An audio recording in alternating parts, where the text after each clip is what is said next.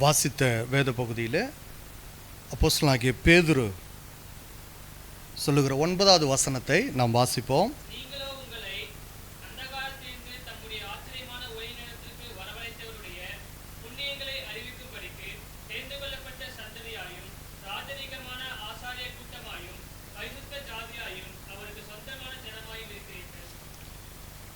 இந்த வசனம் நமக்கு பொருந்துமா பொருந்தாதா?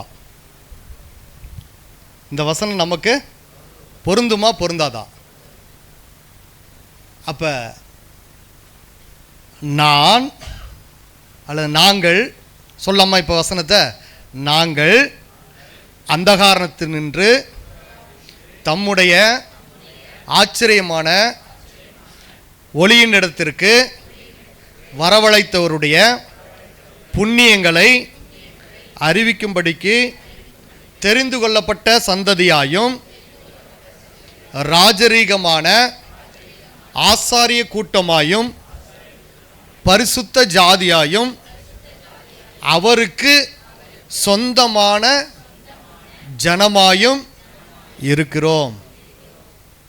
இப்போ இது உண்மையா இல்லையா? ஆண்டவராகிய கர்த்தர் நம்முடைய தேவனாய் இருக்கும்போது நாம் அவருடைய ஜனமாய் இருக்கிறோம். இப்போ அவருடைய ஜனமாய் இருக்கிறோம் என்பதற்கு அடையாளம் என்ன? அப்பாவுடைய புள்ள அப்படின்றதுக்கு அடையாளம் என்னப்பா? அப்பா மாதிரியே இருக்கிறது, குணாதிசயங்களை கொண்டு இருப்பது, ஆவியின் கனிய இனிஷியல். அப்பா பேரை சேர்த்துலன்னா இவனாருடைய பிள்ளைன்னு சொல்லி சொல்ல முடியுமா? சர்டிஃபிகேட்டில் உரிமையோட நீங்கள் எந்த இதையும் கோர முடியுமா? உரிமை கோர முடியுமா? அப்பாவுடைய பேர் இல்லைன்னா அப்பாவுடைய சொத்து பத்தில் பங்கெடுக்க முடியுமா? முடியாது. அப்போ பெயர் பிறக்கும்போது ஒரு பெயர் வைக்கப்பட்டாலும் யாருடைய பெயரானது கொடுக்கப்படுகிறது? தகப்பனுடைய பெயரானது கொடுக்க. எப்படி இந்த பெயரானது கொடுக்கப்படுகிறது? இதை குறித்தெல்லாம் நம்ம வருகிற இன்னும் ஒரு சில வாரங்களிலே நாம் தியானிக்க போகிறோம். இப்போ யாருக்கு எதனாலே இந்த காரியம் கொடுக்கப்பட்டது அப்படின்னு சொல்லி நம்ம பார்க்கும்போது, ஆண்டவர் அவருடைய ஜனங்களின் மீது முதலாவது அன்பு பாராட்டினபடினாலே அந்த அன்பின் வெளிப்பாடாக தம்முடைய ஜனத்தாரோடு உடன்படிக்கை செய்தார். உடன்படிக்கையின் ஒரு நிபந்தனைகளில் ஒன்று தான் இப்போ நாம் வாசித்த பேதுருவினுடைய நிருபத்தில் 2ஆம் அதிகாரம் 9வது வசனத்தில் சொல்லப்பட்ட காரியம். இப்போ நல்லா கவனிங்க, இது பேதுரு சொன்னாரா இல்லை யார் சொன்னது? யோசிக்கிறீங்க?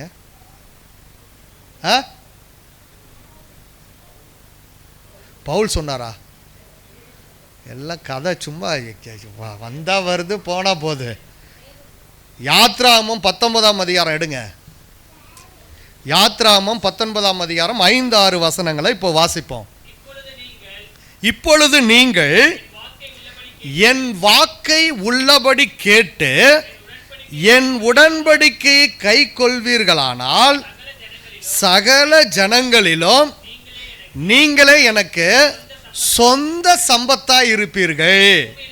பூமி எல்லாம் என்னுடையது, நீங்கள் எனக்கு ஆசாரிய ராஜ்யமும் பரிசுத்த ஜாதியுமாய் இருப்பீர்கள் என்று நீ இஸ்ரவேல் புத்திரரோடு சொல்ல வேண்டிய வார்த்தைகள் என்றார். இப்ப யார் சொன்னா? தேவனாகிய கர்த்தர். தேவனாகிய கர்த்தர் சொன்ன வார்த்தைகள் அவருடைய ஜனங்களை, உடன்படிக்கையின் ஜனங்களை பார்த்து ஆண்டவர் சொன்ன வார்த்தைகள் இது. பேதுரும் சொல்லல, பவுலும் சொல்லல, ஏற்கனவே சொல்லப்பட்டதை எடுத்து இங்கே கோட் பண்ணி காட்டுறாங்க. இப்படி தான் நம்ம வேதத்தை முறையாக புரிந்து கொள்வது கிடையாது. அப்போ எதற்காக சொல்லப்பட்டது? பேதுரு தெளிவாக சொல்கிறார். அதுக்கு முந்தின வசனங்களில் நம்ம படிக்கும்போது, அவர்கள் திருவசனத்திற்கு கீழ்ப்படியாதவர்களாக இருந்து இடறுகிறார்கள், அதற்கென்றே நியமிக்கப்பட்டவர்களாயும் இருக்கிறார்கள். அப்போ திருவசனத்தை 2வது வசனத்திலிருந்து நம்ம படிக்கும்போது 2-3 வசனங்களில் களங்கமில்லாத ஞானப்பாலாகிய திருவசனத்தின் மீது வாஞ்சையாக இருங்கள் அதை சொல்கிறாரு. அடுத்தது கீழே பார்த்தோம்னா வேதம் என்று சொல்லுவார் பாருங்க. 6வது வசனத்தில் என்று வேதத்தில் சொல்லி இருக்கிறது வாசி. அந்தபடியே தெரிந்து கொள்ளப்பட்டதும் விலையேற பெற்றதுமாய் இருக்கிற மூளைக்கல்லை சியோனில் வைக்கிறேன், அதன் மேல் விசுவாசமாய் இருக்கிறவன் வெட்கப்படுவதில்லை என்று வேதத்திலே சொல்லி இருக்கிறது. வேதம் எது? வேதம் எது? கர்த்தருடைய வார்த்தை. ஓகே, கர்த்தருடைய வார்த்தை. இப்போ பேதுரு இந்த நிருபத்தை எழுதும்போது இந்த மாதிரி முழு புத்தகமும் இருந்துச்சா? இல்லை. வேத வாக்கியங்கள் என்று சொல்லி எங்கெல்லாம் சொல்லப்பட்டதோ அதெல்லாம் பழைய ஏற்பாடு. வேதம் என்று சொல்லி எங்கெல்லாம் சொல்லப்பட்டிருக்கிறதோ மோசேயின் ஆகமங்களை வேதம் என்று சொல்லி வேதாகம், நம்முடைய வேதாகமம் தெளிவாக எடுத்துரைக்கிறது. அப்போ முறையாக நம் வேதத்தை கற்றுக்கொள்ள வேண்டும்.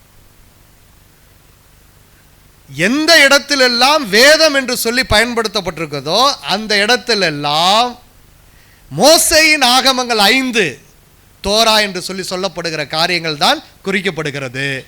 எந்த இடத்திலெல்லாம் வேத வாக்கியங்கள் என்று சொல்லி சொல்லுவோம். அப்போஸ்தலனாகிய பவுல் தீமோத்தேயுக்கு எழுதின நிருபம் 2வது நிருபம் 3வது அதிகாரம் 16வது வசனத்தில் நாம் வாசிக்கும் போது வேத வாக்கியங்கள் எல்லாம் அப்படின்னு சொல்லி தேவ ஆவியினால் அருளப்பட்டு ஏவப்பட்டு எழுதப்பட்டிருக்கிறது. அப்ப வேத வாக்கியங்கள் எல்லாம் என்று சொல்லும்போது பவுல் அந்த நிருபத்தை எழுதும்போது புதிய ஏற்பாடு கிடையாது, தெரியுங்களா? ஏன்னா அந்த நிருபத்தை பவுல் எழுதும்போது கிபி 95 தான் இங்கே புதிய ஏற்பாடு தொகுக்கப்படுகிறது.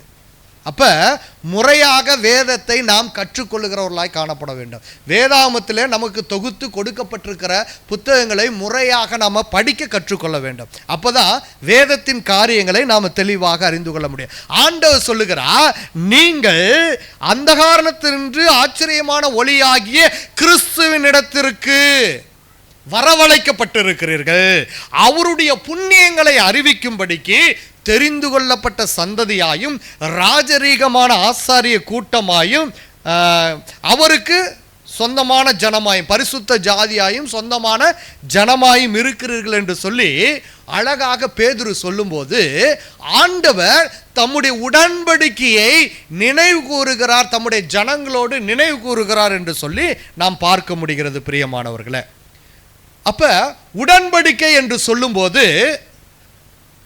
ஆண்டவர் தம்முடைய ஜனத்தோடு உடன்படிக்கை என்று சொல்லி சொல்லும்போது நான் உன்னுடைய தேவனாய் இருப்பேன், நீ என்னுடைய ஜனமாய் இருப்பாய் என்று சொல்லி சொல்லும்போது நிபந்தனைகளுக்கு உட்பட்டதாய் காணப்படுகிறது. இந்த நிபந்தனைகளை பின்பற்றாத போது நாம் அந்த நிபந்தனைகளிலே சொல்லப்பட்ட உடன்படிக்கையிலே சொல்லப்பட்ட தண்டனைக்குரியவர்களாய் மாறுகிறோம். அப்போ உடன்படிக்கை என்றால் என்ன? வேதத்தில் உடன்படிக்கை என்றால் என்ன என்று சொல்லி நாம் பார்க்கும்போது 3 மொழியாக்கங்களையும் நான் கொடுக்குறேன். தமிழில் உடன்படிக்கைன்னா உடன்படிக்கை என்ன சொல்லுவோம் நம்ம? உடன்படிக்கைன்னா இங்கிலீஷில் கவனன்ட்டு, உடன்படிக்கைனா ஒப்பந்தம், வாக்குறுதி, வேற ஏதோ சிவா ஏதோ சொல்கிறேன் அப்படியே, உறுதிமொழி. உறுதிமொழி சரி, ஓகே ஓகே. அப்போ ஒப்பந்தம், வாக்குறுதி இதெல்லாம் ஒப்பந்தம் முறிவு பெறக்கூடியது. அக்ரிமெண்ட் என்ன பண்ணோம்? முறிவு பெறும். ஆனால் உடன்படிக்கை என்பது முடிவு பெறாத ஒன்றாய் இருக்கிறது. கவனன்ட் என்று சொல்லி ஆங்கிலத்தில் சொல்லுகிறார்கள். அதை கிரேக்க பதத்தில் எப்படி நம்ம படிக்கிறோம்னா டயத்தெக்கே என்கிற வார்த்தையானது கிரேக்க பதத்தில் சொல்லப்பட்டது. இதுதான் புதிய ஏற்பாட்டில் உடன்படிக்கை என்கிற வார்த்தைக்கு பயன்படுத்தப்பட்ட ஒரு பதமாக இருக்கிறது. இதனுடைய அர்த்தம் என்னவென்று சொல்லி பார்க்கும்போது அக்ரிமெண்ட் அல்லது டெஸ்டமெண்ட். அக்ரிமெண்ட் அல்லது டெஸ்டமெண்ட்.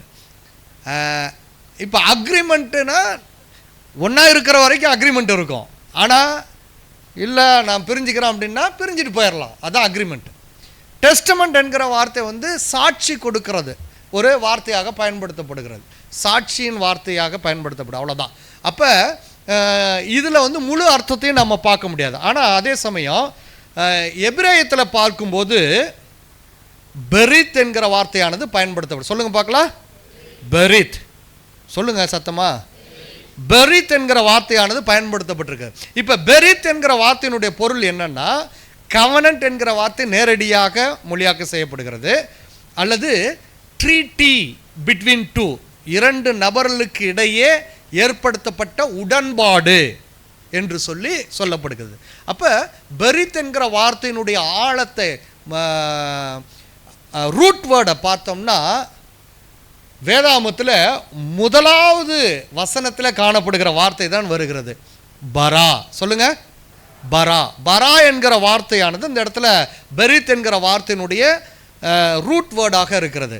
இதனுடைய அர்த்தம் என்ன அப்படின்னு சொல்லி பார்க்கும்போது கட், அதாவது வெட்டுதல் அல்லது வெட்டி அதை உருவாக்குதல், ஒரு நிலைக்குள்ளாக கொண்டு வர அல்லது ஷேப் பண்ணுதல், இதுதான் அதனுடைய அர்த்தமாக இருக்கிறது.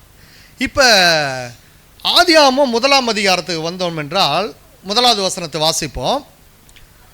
ஆதியிலே தேவன் வானத்தையும் பூமியும் சிருஷ்டித்தார். இப்போ வானத்தையும் பூமியும் சிருஷ்டித்தார் அப்படின்னு சொல்லும்போது அதனுடைய விளக்கமானது பின்வரும் வசனங்களில் சொல்லப்படுகிறது. எப்படி சிருஷ்டித்தார்? அப்போ வானமும் பூமியும் எப்படி பிரிக்கப்பட்டது? வெட்டி பிரிக்கப்பட்டது. தேவன் தம்முடைய வார்த்தையினாலே எப்படி இந்த உலகத்தில் வெளிச்சத்தை உண்டு பண்ணினார்? தம்மிடத்திலிருந்து வெளிச்சம் புறப்பட கடவுது என்று சொன்ன உடனே வெளிச்சம் புறப்பட்டது. தம்முடைய வார்த்தையினாலே இந்த வானமும் பூமியும் உண்டாகும்படியாக ஆண்டவர் புறப்பட செய்தார். தம்முடைய வார்த்தையினாலே வானத்தில் உள்ள சுடர்களை உண்டாக செய்தார், எல்லாமே உண்டானது. வானத்தில் உள்ள பூமியில் உள்ள விருட்சங்களை எல்லாம் உண்டாக செய்தார், எல்லாமே உண்டானது. அதே போல கடல்வாழ் உயிரினங்களை உண்டாக செய்தார், உண்டானது. அடுத்தது விலங்கினங்களை உண்டாக செய்தார், உண்டானது.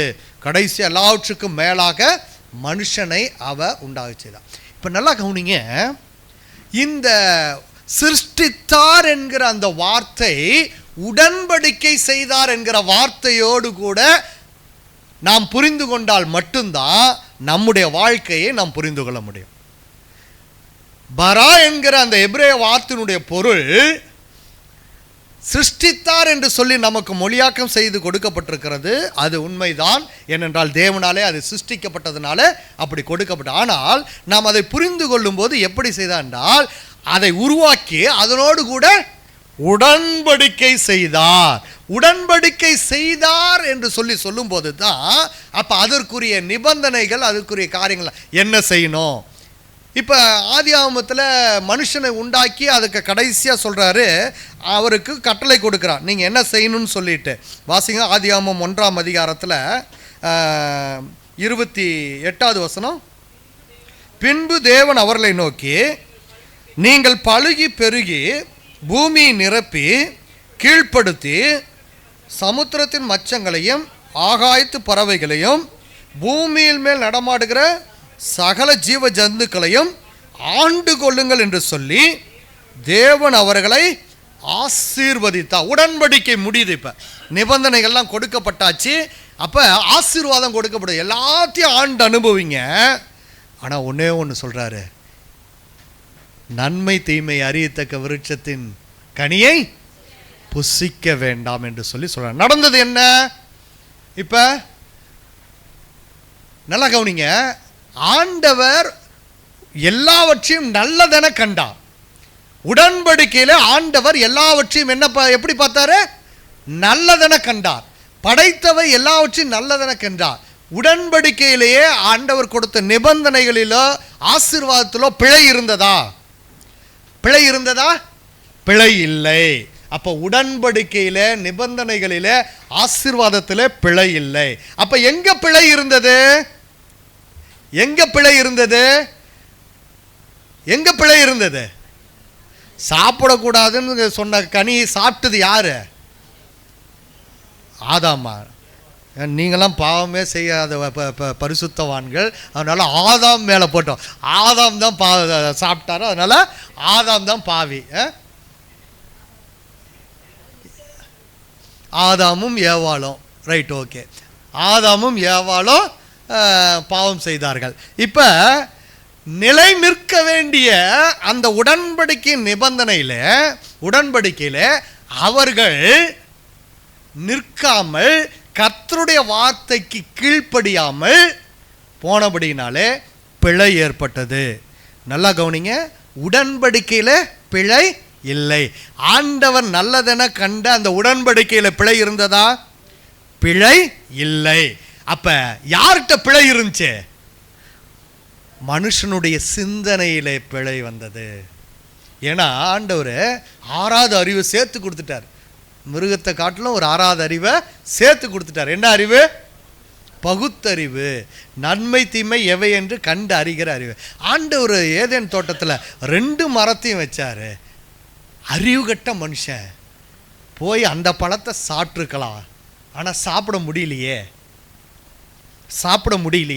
இன்னைக்கும் அப்படி தானே, நம்ம தப்பு பண்ணிட்டோன்னு தெரிஞ்சோம் தப்பை ஒத்துக்கிறது எத்தனை பேர் இருக்கிறோம்? போய் அந்த தப்புக்கு பரிகாரம் தேடுகிற எத்தனை பேர்? அந்த தப்பை மறைக்க அடுத்தது மேலே ஒன்று மேலே ஒன்று போட்டு தப்பு மேலே தப்பு பண்ணுறவங்களா தான் இருக்கிறோம். எவ்வளோ ஒரு வேதனைக்குரிய காரியம்.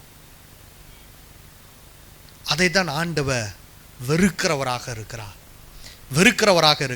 நிலை நிற்க வேண்டியவர்களிடத்தில் பிழை ஏற்பட்டதுனால நிபந்தனைகள் மீறப்பட்டது. இப்போ உடன்படிக்கை ஒன்றுதான். தேவனாகிய கர்த்தரை நாம் ஆராதித்து அவரால் ஏற்படுத்தப்பட்ட இந்த பூமியை நாம் ஆண்டு கொள்ள வேண்டும், அவ்வளோதான். அவரை மாத்திரம் நாம் சேவிக்க வேண்டும். இதுதான் உடன்படிக்கை ஆண்டவர் கொடுத்த பிரமாணம். அப்போ பழுகி பெருகி பூமி நிரப்பி எல்லா சந்ததி சேர்ந்து கர்த்தரை ஆராதிக்க வேண்டும் என்பது கர்த்தரை நோக்கி பார்க்க வேண்டும் என்பதே உடன்படிக்கையாக காணப்படும் போது, இதிலிருந்து பிழையாக மனிதன் தன்னுடைய சுயத்தினாலே விழுந்து போகிறவனாய் காணப்படுகிறனாலே நிபந்தனைகள் மீறப்படுகிறது. இப்போ நிபந்தனைகள் மீறப்பட்டது. ஆண்டவர் நிபந்தனையை மாற்றி கொடுத்துட்டாரா? சொல்லுங்க. உடன்படிக்கை மாற்றி கொடுத்துட்டாரா? உடன்படிக்கை மாறாதது. உடன்படிக்கை மாறாதது என்பதை நாம் தெளிவாக புரிந்தோம். நிபந்தனைகள் மாற்றப்படவில்லை, உடன்படிக்கையானது புதுப்பிக்கப்பட்டது.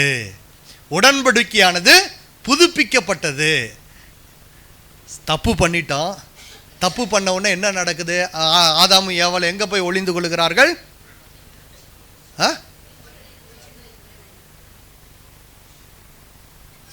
சத்தமா கேட்கும்.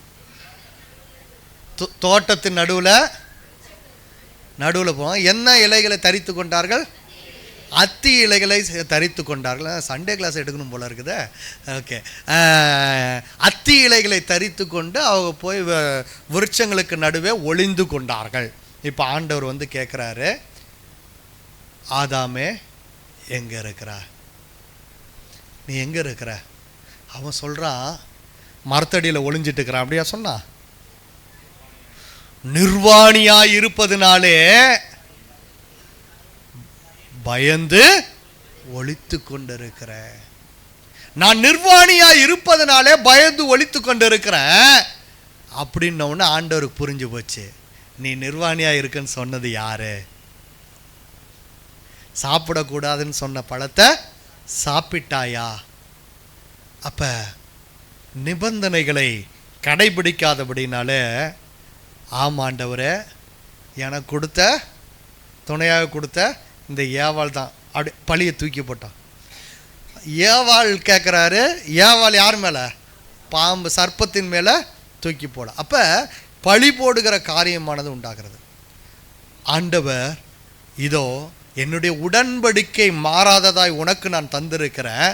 ஆகவே இந்த உடன்படிக்கையில நீ நிலை நிற்பதற்கென்று உனக்காக இந்த உடன்படிக்கை புதுப்பித்து தருகிறேன் என்று சொல்லி ஆண்டவர் சொல்லுகிறார். வாசிங்க 3ஆம் அதிகாரம் 15வது வசனம். உனக்கும் ஸ்திரீக்கும் உன் வித்துக்கும் அவள் வித்துக்கும் பகை உண்டாக்குவேன். அவர் உன் தலை நசுக்குவார், நீ அவர் குதிங்காலை நசுக்குவாய். இப்போ உடன்படிக்கையானது புதுப்பித்து கொடுக்கப்படுகிறது. நான் நேரடியாக கொடுத்த உடன்படிக்கையில் நீ விழுந்துட்ட, இப்போ என்ன பண்ற, உனக்கு அந்த உடன்படிக்கை நான் புதுப்பித்து தரேன்னு சொல்லிட்டு உனக்கும் ஸ்திரீக்கும், பாம்பை பார்த்து சொல்றாரு, உனக்கும் ஸ்திரீக்கும் உன் வித்துக்கும் அவள் வித்துக்கும் பகை உண்டாக்கும். முடிஞ்சு போச்சு, பாம்புக்கு முடிச்சிட்டாரு. இப்ப புதுப்பிக்கப்பட்ட உடன்படிக்கையில அவர் உன் தலையை நசுக்குவார். யார் அவர்? மேசியாவாகிய கர்த்தர் இயேசு. மேசியாவாக வரப்போகிற இயேசுக்கு எப்படி வரப்போகிறார் என்பதை அந்த இடத்துல புதுப்பிக்கப்பட்ட உடன்படிக்கையில வெளிப்படுத்துகிறார். அப்போ உடன்படிக்கை ஆதியிலே நமக்கு புதுப்பித்து கொடுக்கப்பட்டது. நாம் அந்த நிபந்தனையிலிருந்து விழுந்து போனதுனால, தவறினதுனால உடன்படிக்கையானது புதுப்பித்து கொடுக்கப்பட்டது. நிபந்தனை மாற்றப்பட்டதா? நீ அதே தான், உனக்கு வேற எதுவுமே கிடையாது. நிபந்தனைகள் அதுவே தான், உடன்படிக்கை புதுப்பித்து கொடுக்குறான். இப்போ நீ செய்த தப்புக்கு தண்டனை அனுபவிக்கணும், அதுக்கு நான் ஒருத்தரை அனுப்புகிறேன். அவர் தான் என்னுடைய குமாரனாகிய கிறிஸ்து, மேசியா என்று சொல்லி அழைக்கப்படுகிறவ. இப்போ நல்லா கவனிங்க, 21வது வசனம் வாசிப்போம். தேவனாகிய கர்த்தர் ஆதாமுக்கும் அவன் மனைவிக்கும் தோல் உடைகளை உண்டாக்கி அவர்களுக்கு உடுத்தினார். இப்போ ஆதியிலே தேவன் உடன்படிக்கையை உண்டாக்கினார். அந்த உடன்படிக்கை நிபந்தனைகளிலே மனிதன் விழுந்து போனான் பின்பற்றாதபடிக்கு. இப்போ புதுப்பிக்கப்பட்ட உடன்படிக்கை அவர்களிடத்தை தருகிறார். மேசியா பிறப்பார், நீ விடுதலை ஆவதற்கு அப்படின்னு சொல்லிட்டு ஆண்டவர் என்ன பண்றாரு, தோல் உடைகளை அவர்களுக்கு ஆயத்தம் பண்ணி தரார். இப்போ தோல் உடைகள் எதிலிருந்து எடுக்கப்படும்? ஏதாவது ஒரு மிருகத்தை அடிச்சா தான் தோல் உடை கிடைக்கும். அப்போ உடன்படிக்கையில் நம்ம மிக கவனமாக சிந்திக்க வேண்டிய ஒரு காரியம் இருக்கிறது. உடன்படிக்கையிலே மிருகமானது வெட்டப்பட வேண்டும். மிருகமானது வெட்டப்படும். எப்படி தெரியுங்களா வெட்டுவாங்க? மேலேருந்து கீழே வரைக்கும் 2 பொழப்பாங்க. அதான் உடன்படிக்கை செய்கிற நிலையில் வருகிற வாரங்களில் நாம் அதை குறித்து நம்ம இன்னும் அதிகமாக படிப்போம். அப்போ ஆண்டவர் ஆதாம் இடத்துல சொல்லுகிறார், இதோ நான் ஏற்படுத்தின உடன்படிக்கை நிபந்தனைகளை உன்னால் காப்பாற்ற முடியாமல் போனபடினாலே அந்த நிபந்தனைகளை உனக்காக நிறைவேற்றுவதற்கு, அந்த நிபந்தனைகளை உனக்காக நிறைவேற்ற உதவி செய்வதற்கு உனக்காக என்னுடைய குமாரனை அனுப்புகிறேன் என்று சொல்லி கிறிஸ்து இந்த உலகத்திற்கு அனுப்புகிறேன்னு சொல்கிறாரு. இப்போ அடிக்கப்பட்ட கிறிஸ்துவை அங்கே ஆதியாகமத்தில் புதுப்பிக்கப்பட்ட உடன்படிக்கையில் ஆண்டவர் வெளிப்படுத்துகிறார். அப்ப அடிக்கப்பட்ட கிறிஸ்து ஆதியாகமத்திலேயே வெளிப்படுத்தப்பட்டிருக்கும் போது ஏன் ஜனங்களால் அதை விசுவாசிக்க முடியாமல் போனது அப்படின்னு சொன்னோம்னா, நாம தான் விசுவாசிக்கலையே வழிய அன்னைக்கு இருந்த ஜனங்கள்லாம் விசுவாசித்தாங்க. வருகிற நாட்களில் அதெல்லாம் நம்ம படிப்போம். ஆபிரகாம் எப்படி விசுவாசித்தான், நோவா எப்படி விசுவாசித்தான், ஈசாக்கு எப்படி விசுவாசித்தான், யாக்கோபு எப்படி விசுவாசித்தான், அதை தொடர்ந்து தாவீது எப்படி விசுவாசித்தான். ஏகப்பட்ட காரியங்கள் இருக்கு. ஆபிரகாம் என்னுடைய நாளைக்கான ஆவலாக இருந்தான். யோவான் 8ஆம் அதிகாரத்தில் நான் வாசிக்கிறேன், கண்டு களி கூர்ந்தான் என்று சொல்லி பார்க்கிறோம். அப்புறம் இயேசுவின் நாளை அவன் கண்டான் என்று சொல்லி நாம் பார்க்க முடியும். அப்போ அநேக காரியங்கள் இந்த உடன்படிக்கையில் நாம் பார்க்க முடிகிறது. ஆண்டவர் சொல்றாரு, இதோ உடன்படிக்கையின் மிருகம் வெட்டப்பட வேண்டும், அதற்கு அடையாளமாக இங்கே இதோ ஒரு மிருகத்தின் தோலானது உனக்கு கொடுக்கப்படுது. இப்போ உடன்படிக்கையில் 2 காரியங்கள், உடன்படிக்கை ஏற்படுத்துகிறவர், உடன்படிக்கையை ஏற்றுக்கொள்பவர். உடன்படிக்கை ஏற்படுத்தினவர் யாரு? தேவனாகிய கர்த்தர். உடன்படிக்கையை ஏற்றுக்கொள்பவர் யாரு? நாம உடன்படிக்கையை ஏற்றுக்கொள்ளுக வேண்டும். நாம கிறிஸ்து உடன்படிக்கையை நிறைவேற்ற நமக்காக வந்தவர். ஆமா, உடன்படிக்கையை ஏற்றுக்கொள்ள வேண்டியவர்கள் நாம. ஏன்னா உடன்படிக்கை நிபந்தனைகள் நமக்கு கொடுக்கப்படுகிறது. இப்போ உடன்படிக்கை ஏற்படுத்துகிறவர் எப்போதுமே ஸ்ட்ராங்க பர்சன், ஒரு உறுதியான உடன்படிக்கையை நமக்காக நிலைநிறுத்துகிறவராக இருக்கிறார். அதே சமயம் உடன்படிக்கையை ஏற்றுக்கொள்கிற நாம ரொம்ப ஒரு நாளைக்கு எத்தனை முறை விழுந்து போகிறோன்னு தெரியாது, அப்படிதானே? ஒவ்வொருத்தரும் நம்ம யோசித்து பார்த்தோம்னா எத்தனை முறை விழுந்து போகிறோம். நம்முடைய கண்களினாலே, நம்முடைய கைகளினாலே, நம்முடைய பேச்சினாலே எத்தனை முறை விழுந்து போகிறவர்களாக இருக்கிறோம். ஆண்டவர் எச்சரிப்பை தருகிறார். இப்போ உடன்படிக்கை ஏற்படுத்தி கொடுத்த தேவன் அதை நல்லதென கண்டார். உடன்படிக்கை ஏற்றுக்கொண்ட நாமோ எனக்கு தெரியும் எது நல்லதுன்னு சொல்லிட்டு எதை போடுங்க போயிட்டோம். சாப்பிடக்கூடாத கனியை பிடுங்க போயிட்டோம். இப்போ என்னாச்சு? நிபந்தனைகள், கொடுக்கப்பட்ட நிபந்தனைகள், சாப்பிடக்கூடாது என்று சொல்லி கொடுக்கப்பட்ட நிபந்தனைகளை மீறினபடியினாலே நிபந்தனைகளை கடைபிடிக்க முடியாமல் போய்விட்டது. நிபந்தனைகள் கட்டாயமாக நாம் கடைபிடிக்க வேண்டும். நிபந்தனைகளை ஆண்டவர் சொன்ன சாப்பிடக்கூடாது என்று சொன்ன கனியை சாப்பிடாமல் இருந்திருந்தோம் என்றால் நிபந்தனைகளை கடைபிடித்தவர்களாக இருந்திருப்போம். சாப்பிடக்கூடாது என்ற கனியை சாப்பிட்டபடினாலே நிபந்தனைகளை மீறினவர்களாக இருக்கிறோம். ஆண்டவர் அடையாளத்தை காட்டுறாரு. இப்போ என்ன பண்ணுறாரு?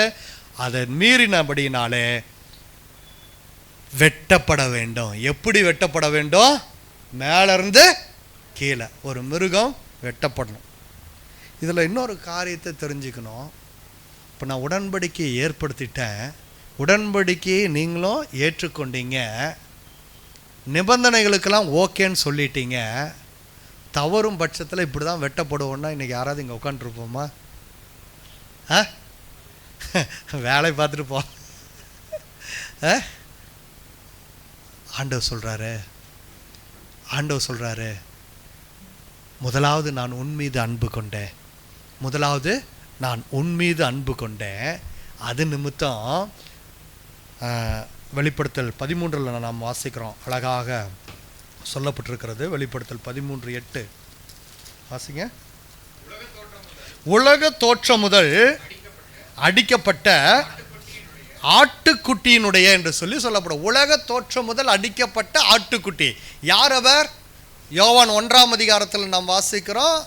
யோவான் ஸ்நானகன் கிறிஸ்துவை பார்த்து சொல்றாரு, இதோ உலகத்தின் பாவத்தை சுமந்து தீர்க்கும் தேவ ஆட்டுக்குட்டி என்று சொல்லி. அப்போ உலக தோற்றம் முதல் அடிக்கப்பட்ட கிறிஸ்துவை ஆண்டவர் இந்த இடத்துல வெளிப்படுத்துகிறார்.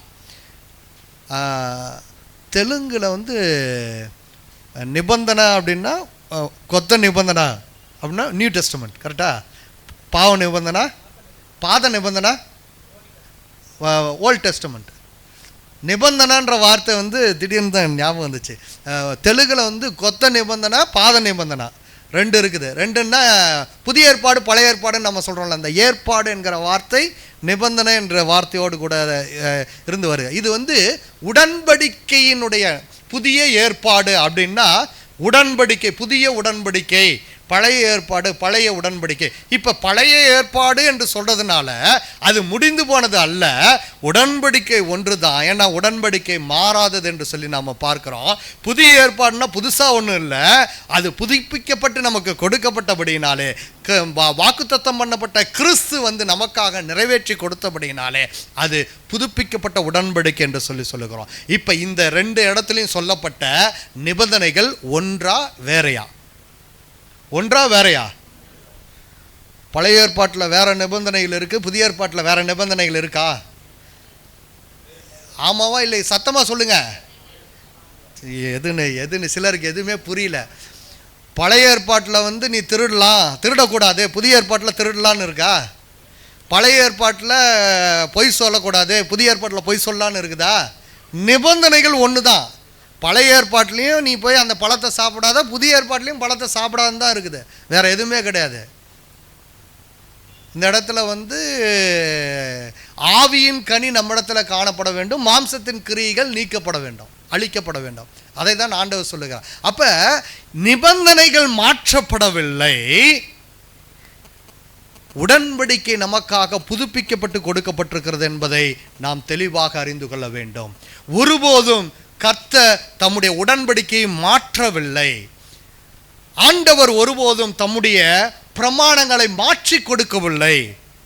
அவர் அப்படியே தான் கொடுத்திருக்கிறார். அதனுடைய ஆழத்தை உணரும்படியாக, அதை புரிந்து கொள்ளும்படியாக எளிதாக்கி கிறிஸ்துவின் மூலமாக நமக்கு விளக்கி காட்டினார். நிபந்தனைகள் ஒருபோதும் மாறாதது, உடன்படிக்கை மாறாதது போல நிபந்தனைகளும் மாறாததா இருக்கிறது. ஒரே ஒரு கேள்வி இந்த இடத்துல கேட்குறேன்.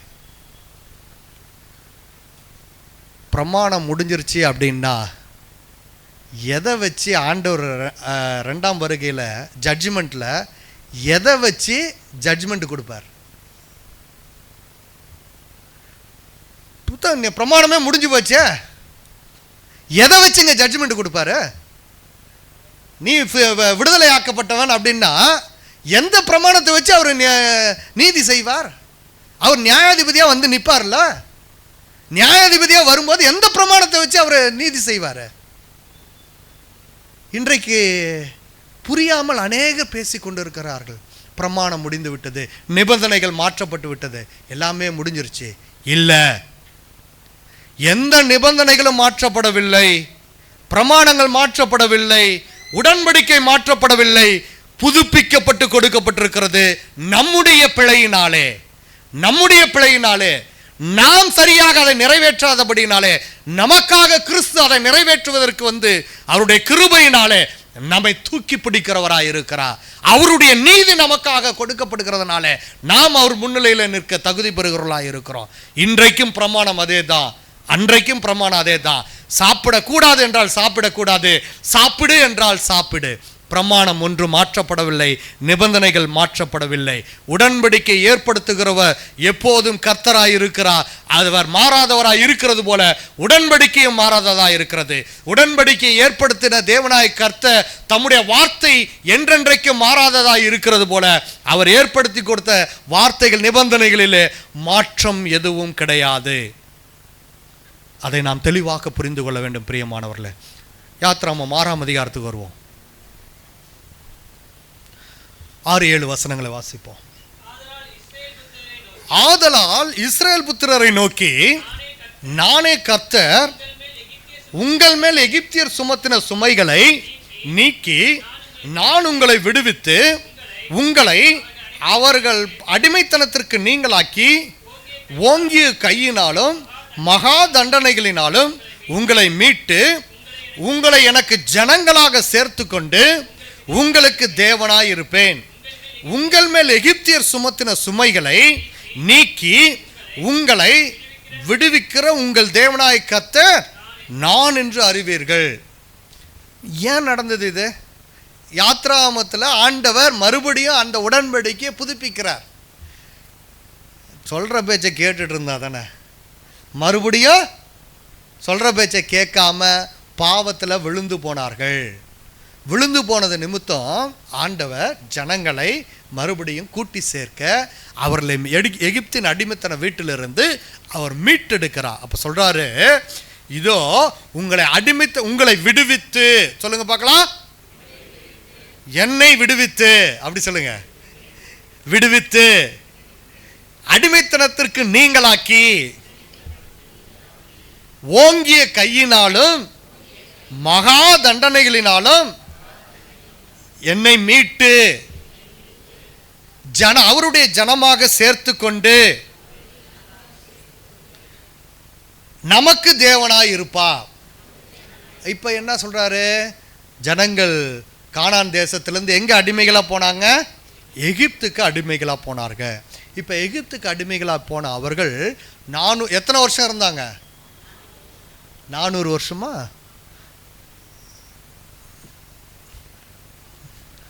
இதில் நிறைய பேருக்கு கொஞ்சம் சந்தேகம். 400 வருஷம் கரெக்டு தான், ஆனால் 430 வருஷம் பைபிள் சொல்லுது. என்ன அப்படின்னா 30 ஆண்டுகள் அடிமைகளாக அல்ல, அவர்கள் யோசேப்பு சிங்காசனத்தில் இருக்கிறபடினால, பார்வோனுக்கு அடுத்த நிலையில் இருந்ததுனால அவர்கள் தேசத்தின் குடிமக்களாய் சந்தோஷமாக இருந்தாங்க. ஆனால் 400 வருஷம் அடிமைகளாக இருந்தார்கள். வேதம் நமக்கு தெளிவாக சொல்லுது. மொத்தம் எகிப்தில் இருந்த வருஷங்கள் 430 வருடங்கள்.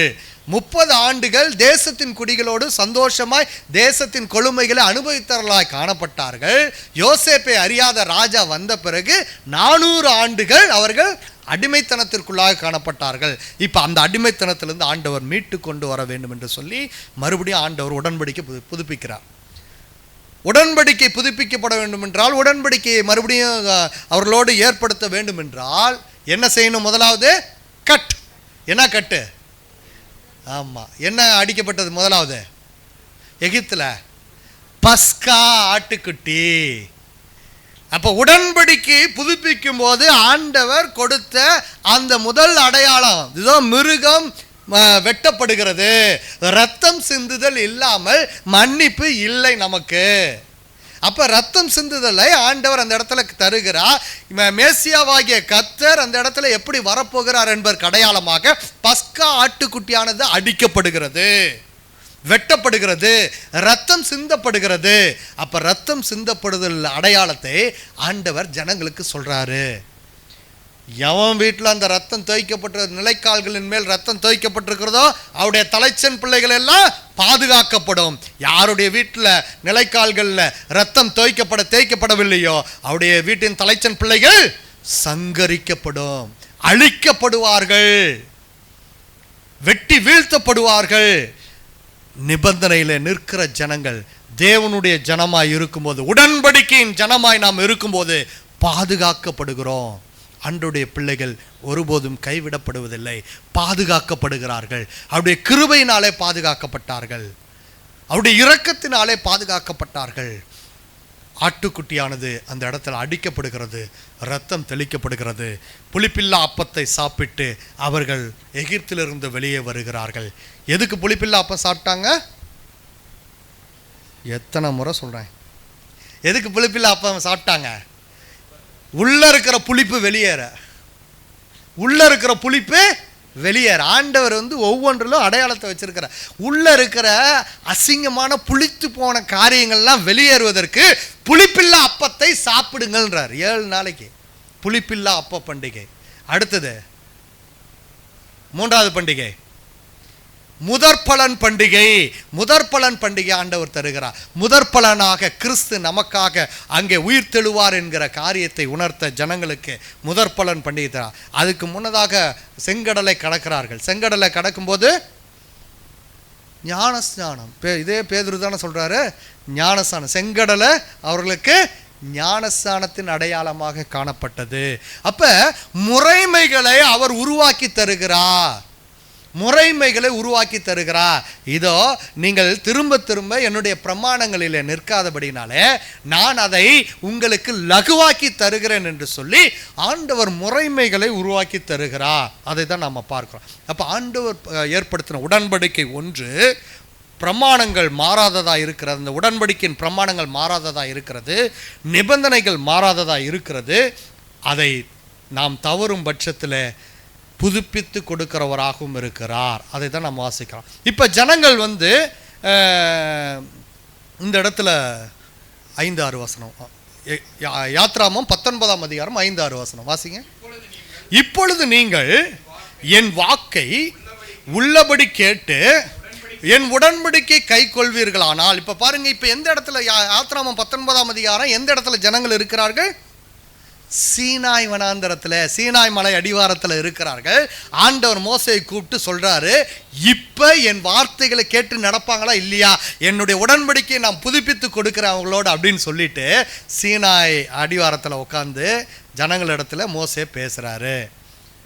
ஆண்டவர் சொல்லுகிற வார்த்தை, சீனாய் மலை மீது இருந்து ஆண்டவர் சொல்லுகிற வார்த்தை மறுபடியும் வாசிப்போம். இப்பொழுது நீங்கள் என் வாக்கை உள்ளபடி கேட்டு என் உடன்படிக்கை கை கொள்வீர்களானால் சகல ஜனங்களிலும் நீங்களே எனக்கு சொந்த சம்பத்தாய் இருப்பீர்கள். பூமி எல்லாம் என்னுடையது, நீங்கள் எனக்கு ஆசாரிய ராஜ்யமும் பரிசுத்த ஜாதியுமாய் இருப்பீர்கள் என்று நீ இஸ்ரவேல் புத்திரரோட சொல்ல வேண்டிய வார்த்தைகள் என்று. ஆண்டுடைய வார்த்தைகள் அப்படியே கொடுக்கப்படுகிறது. ஆண்டுடைய வார்த்தைகள் அப்படியே மோசே மூலமாக ஜனங்களுக்கு கொடுக்கப்படுது. இதை தானே பேதுரு சொல்றாரு, இதை தானே பேதுரு சொல்றாரு. அப்ப இன்னைக்கு மாறிடுச்சா? பேதுரு எழுதும் போது மாறிடுச்சா? அதே வார்த்தை தானே சொல்றாரு, அதே வார்த்தை தான். இந்த வார்த்தைகளை நீங்கள் கேட்டு இதன்படி நடந்தால் நீங்கள் என்னுடைய ஜனமாய் இருப்பீர்கள். அவ்வளவுதான், வேற எதுவுமே. அவருடைய ஜனம் இல்லைன்னா வேற யாருடைய ஜனம்? 2 தான், நடுவுலலாம் கிடையாது. ஒன்று ஆண்டுடைய பிள்ளை, இல்லைன்னா பிசாசனுடைய பிள்ளை. எங்கே நிற்கிறோம்? உடன்படிக்கையின் பிள்ளைகள் இல்லை உடன்படிக்கையில் இல்லாதவர்கள், அவ்வளோதான், அழிவுக்கு எத்தனமாக்கப்பட்டவர்கள். எங்கே நாம் நிற்கிறோம்? மிக தெளிவாக நாம் புரிந்து கொள்ள வேண்டும். பிரியமான ஆண்டவர் சொல்கிறாரு, இந்த உடன்படிக்கை நான் உனக்கு புதுப்பித்து தர்றேன், இப்போ நீ போய் மறுபடியும் சொல்லு, இந்த வார்த்தைகளை கேட்டதன்படி நீங்கள் நடப்பீங்களா? அப்போ நீ என் ஜனமாக இருப்ப, ஆசாரிய ராஜ்யமாக இருப்ப, பரிசுத்த ஜாதியாக இருப்பேன்னு சொல்கிறார். ஆண்டவர் சொன்னோன்னு மக்கள்லாம் சொன்ன வார்த்தை என்ன தெரியுங்களா? அடுத்து 19 ஜனங்களுடைய பதில் என்ன? 8வது வசனம், 19ஆம் அதிகாரம் 8வது வசனம். அதற்கு ஜனங்கள் எல்லாரும் ஏகமாய் கர்த்தர் சொன்னவைகளை எல்லாம் செய்வோம் என்று பிரதியுத்தரம் சொன்னார்கள். பார்த்தீங்களா? அப்போ கர்த்தர் சொல்கிறபடியெல்லாம் நாங்கள் செஞ்சிடறோம்ப்பா, இனிமேல் இப்போ மறுபடியும் பழைய நிலைக்கு நாங்கள் போக மாட்டோம் என்று சொல்லுகிறார். மிக தெளிவான ஒரு விளக்கத்தை கொடுங்க. வேறு எதுவுமே கிடையாது. Yes, we will do as the Lord says. கர்த்தர் சொன்னபடி எல்லாம் நாங்கள் சொன்னவைகளை எல்லாம் செய்வோம், அதை விட்டு நாங்கள் விலக மாட்டோம். நின்னாங்களா? நின்னாங்களா? நின்னாங்களா?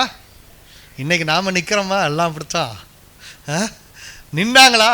இல்லை. அடுத்து வாசிங்க, எரேமியா 31ஆம் அதிகாரம் 33வது வசனம். அந்நாட்களுக்கு பிற்பாடு நான் இஸ்ரவேல் குடும்பத்தோடு பண்ண போகிற உடன்படிக்கையாவது, நான் என் நியாயப்பிரமாணத்தை அவர்கள் உள்ளத்திலே வைத்து அதை அவர்கள் இருதயத்திலே எழுதி, நான் அவர்கள் தேவனாயிருப்பேன், அவர்கள் என் ஜனமாயிருப்பார்கள் என்று கர்த்தர் சொல்லுகிறார். அந்த நாட்களுக்கு பிற்பாடு. எந்த நாட்களுக்கு பிற்பாடு? அந்த நாட்களுக்கு பிற்பாடுனா ஏதோ ஒரு நாட்கள் இருக்குல்ல, எந்த நாட்களுக்கு பிற்பாடு? எரேமியா எந்த காலத்தில் தீர்க்க தரிசனம் உரைத்தார்? சிறையிருப்பின் நாட்கள். ஜனங்கள் இஸ்ரவேல் முதலாவது அசீரியாவுக்கும் யூதா பாபிலோனுக்கும் சிறைப்பட்டு போனது. சிறையிருப்பின் நாட்கள் அங்கே காணப்பட்டது. சிறையிருப்பிலிருந்து நீங்கள் வெளியே வருவீங்க. அப்போ புதுப்பிக்கப்பட்ட புது உடன்படிக்கை என்று சொல்லி போடப்பட்டிருக்கிறது. புதுப்பிக்கப்பட்ட உடன்படிக்கை ஆண்டவர் உங்களோட கூட ஏற்படுத்துவார். அந்த உடன்படிக்கை என்னவென்றால், முதலாவது வார்த்தையினாலே ஆண்டவர் தம்மை வெளிப்படுத்தினார். 2வது பிரமாணங்களை இதில் கற்பலகையில் எழுதி வெளிப்படுத்தினார், நிபந்தனைகளை. 3வது எங்கே எழுத போகிறாரு? புதுப்பிக்கப்பட்ட உடன்படிக்கையில். சத்தமாக சொல்லுங்க. யாருடைய இருதயத்திலாம் கர்த்தருடைய வார்த்தை இருக்குது? அவர்களுடைய இருதயத்தில் எல்லாம் எழுதுறன்றார். புதுப்பிக்கப்பட்ட உடன்படிக்கை. இப்போ யோவான் சுவிசேஷம் 1ஆம் அதிகாரம் 1வது வசனத்தை வாசிப்போம். ஆதியிலே வார்த்தை இருந்தது, அந்த வார்த்தை தேவனிடத்தில் இருந்தது, அந்த வார்த்தை தேவனாக இருந்தது. இப்போ 14வது வசனம். அந்த வார்த்தை மாம்சமாகி கிருபையினாலும் சத்தியத்தினாலும் நிறைந்தவராய் என்னுடைய இருதயத்திலே காணப்படும்படியாக, என்னுடைய மாம்சம் வெளியேறுவதற்காக, எனக்குள்ளே காணப்படுகிற புளிப்பு நீங்குவதற்காக, எனக்குள்ளே காணப்படுகிற கசப்பு நீங்குவதற்காக கிறிஸ்துவின் வார்த்தை எனக்குள்ளே கடந்து வந்தது. அந்த நாட்களுக்கு பிற்பாடு இந்த பிரமாணங்கள் யாவும் இருதயத்தில் எழுத. பிரமாணங்களை மாற்றி தருவோன்னு ஏதாவது சொன்னாங்களா? தீர்க்கதரிசி சொன்னாரா? இல்லை. பிரமாணம் ஒன்று, ஏனென்றால் உடன்படிக்கை ஒன்று, ஏனென்றால் கிறிஸ்து ஒருவரே, தேவன் ஒருவரே, கிறிஸ்து ஒருவரே, நம்மை வழிநடத்துகிறவரும் ஒருவரே. அவரை தவிர வேறு தேவன் நமக்கு இல்லை. அவரை தவிர வேறு கர்த்தர் நமக்கு இல்லை. கிறிஸ்து ஒருவரே, தேவன் நமக்கு ஒருவரே. அவரை நோக்கி பார்க்க அவருடைய பிரமாணத்தை நம்முடைய இருதயத்தில் அவர் தருகிறவராயிருக்கிறார். அவர் இந்த உலகத்தில் வந்தபோது சொல்லுகிறார், மத்தேயு எழுதின சுவிசேஷம் 26ஆம் அதிகாரத்தில் 26 முதல் வாசிப்போம். அவர்கள் போஜனம் பண்ணுகையில் இயேசு அப்பத்தை எடுத்து ஆசீர்வதித்து அதை பிட்டு சீஷர்களுக்கு கொடுத்து, நீங்கள் வாங்கி புசியுங்கள், இது என்னுடைய. ஏன் பிட்டு கொடுக்கிறாரு? வெட்டப்படுவதற்கு அடையாளம். மிருகம் வெட்டப்படுவதற்கு அடையாளம். கிறிஸ்து தம்முடைய சரீரத்தை பிளந்து கொடுக்கிறா. கடைசியா அவரை குத்தினது எந்த இடம்? விழாவில குத்தப்பட்ட போது என்ன வந்துச்சு? இரத்தமும் தண்ணீரும் வந்தது. பிரியமானவர்களே, நாம இரத்தத்தினாலும் தண்ணீரினாலும் ஜனிப்பிக்கப்படவில்லை என்றால் நமக்குள்ளே ஜீவன் இருக்காது. இரத்தமும் தண்ணீரும் வெளியே வரக்கூடிய இடம் ஒரே ஒரு இடம்தான் இந்த உலகத்துல. ஒரு குழந்தையானது தாயின் வயிற்றிலிருந்து பிறக்கும் போது, ஒரு குழந்தையானது தாயின் வயிற்றிலிருந்து வெளியே வரும்போது இரத்தமும் தண்ணீரோடு கூட வரும். கிறிஸ்துவின் மகளாக நாம் இந்த உலகத்தில் பிறக்கிறோம் என்றால் அந்த இரத்தமும் தண்ணீரும் நமக்கு அடையாளமாய் காணப்படுகிறது. பிரியமானவர்களே, அதை தான் சொல்றாரு, இதோ இந்த சரீரத்தை பிட்டு உனக்கு நான் கொடுக்கிறேன்றார். அடுத்தது 27, பின்பு பாத்திரத்தையும் எடுத்து ஸ்தோத்திரம் பண்ணி அவர்களுக்கு கொடுத்து, நீங்கள் எல்லாரும் இதுல பானம் பண்ணுங்கள், இது பாவ மன்னிப்பு உண்டாகும்படி அநேகருக்காக சிந்தப்படுகிற புது உடன்படிக்கைக்குரிய என்னுடைய ரத்தமா இருக்கிறது. இந்த இடத்துல புது உடன்படிக்கைன்றனால புதுசா மாத்தி தரல, புதுப்பிக்கப்பட்ட உடன்படிக்கையின் அடையாளமாக கிறிஸ்து தம்மையே கல்வாரி சிலுவையில ஒப்பு கொடுக்கிறார். பிரியமானவர்களே, கிறிஸ்து தம்மையே சிலுவையில ஒப்பு கொடுக்கிறார். புதுப்பிக்கப்பட்ட உடன்படிக்கையின் அடையாளமாக. உடன்படிக்கை ஒன்று, தேவன் ஒருவரே, கிறிஸ்து ஒருவரே, நிபந்தனைகளும் பிரமாணங்களும் ஒன்றே, மாற்றப்படவில்லை, புதுப்பிக்கப்பட்டு கொடுக்கப்பட்டது. தவறுகிறபடினாலே இன்று நமக்கு ஆண்டவர் சொல்லுகிறார், இந்த பந்திக்கு நாம் கடந்து வருவதற்கு முன்பதாக, இங்கே ஆயத்தம் பண்ணப்பட்டிருக்கிற இந்த பந்திக்கு கடந்து வருவதற்கு முன்பதாக நான் உடன்படிக்கையின் ஜனம் என்பதை நாம் அறிந்திருக்கிறோமா? அதை தான் பேதுரு எழுதுகிறார் 2ஆம் அதிகாரத்தில், நீங்கள் புதிதாய் பிறந்த குழந்தையை போல கலங்கமில்லாத ஞானப்பாலாகிய திருவசனத்தின் மீது வாஞ்சையாயிருங்கள். நான் சொன்னேன், இரத்தமும் தண்ணீரும் இந்த உலகத்தில் வரக்கூடிய ஒரே இடம் ஒரு தாயினுடைய வயிற்றிலிருந்து குழந்தை புறப்படும் இடம். நாம் புதிதாய் பிறக்க வேண்டும் என்றால் கிறிஸ்துவுக்குள்ளாக நாம் பிறக்க வேண்டும். அவருடைய வார்த்தை எனக்குள்ளே காணப்பட வேண்டும். அவருடைய வார்த்தை எனக்குள்ளே காணப்பட்டால் மட்டுமே நான் புதிதான ஜீவனை பெற்றவனாய் மாற முடியும். இன்றைக்கு அந்த பேதுருவுடைய வார்த்தை நமக்குள்ளே உண்மையாகுமா? உடன்படிக்கை ஒன்று, பிரமாணமும் ஒன்று, கர்த்தர் ஒருவரே, அந்த நிபந்தனைகள் நமக்கு கொடுக்கப்பட்டிருக்கிறது.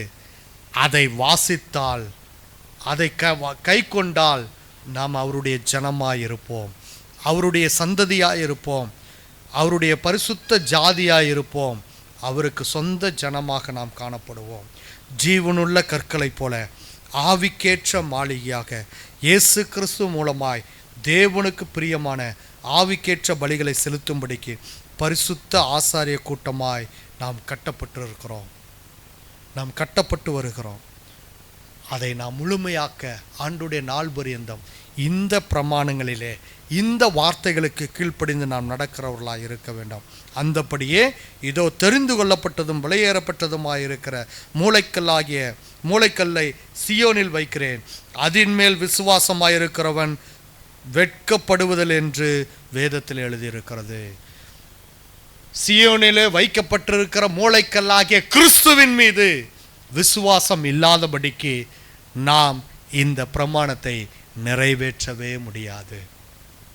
ஆண்டவர் சொல்லுகிறார், இயேசு கிறிஸ்து நமக்காக இந்த உலகத்திற்கு கடந்து வந்தார், நமக்காக கொடுக்கப்பட்டார், நமக்காக சிலுவையில் அடிக்கப்பட்டார், நமக்காக அவர் முள்முடி சுமந்தார், நமக்காக ரத்தம் சிந்தினார், நமக்காக விழாவில ஈட்டினால குத்தப்பட்டார், நமக்காக ஜீவனை கொடுத்தார், நமக்காக கல்லறையில் அடக்கம் பண்ணப்பட்டார், நமக்காக 3ஆம் நாளில் உயிரோடு எழுந்தார்.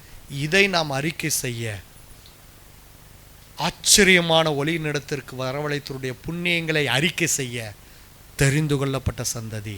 இப்ப சொல்லுவோமா, நான் தெரிந்து கொள்ளப்பட்ட சந்ததி, நான் ராஜரீக ஆசாரிய கூட்டம், நான் பரிசுத்த ஜாதி, நான் அவருடைய சொந்த ஜனம்.